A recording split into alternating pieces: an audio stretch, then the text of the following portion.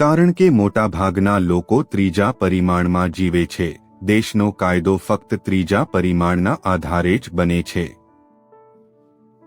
સામાજિક માળખું ફક્ત ત્રીજા પરિમાણના આધારે જ બને છે. સામાજિક કાયદા ફક્ત ત્રીજા પરિમાણના આધારે જ બને છે. શાળાઓ ફક્ત ત્રીજા પરિમાણ વિશેનું વિજ્ઞાન શીખવે છે. જુઓ, એકમાત્ર સમસ્યા એ છે કે મોટી સંખ્યામાં લોકો ત્રીજા પરિમાણમાં અટવાયેલા છે. સામાન્ય લોકો. કારણ કે સામાન્ય લોકો જ મોટા ભાગના લોકો છે.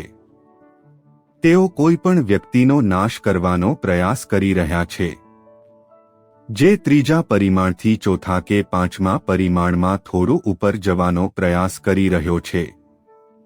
મોટા ભાગના લોકોનું અનુસરણ ન કરો કારણ કે ઘણી વખત તેમ શાંત હોય છે.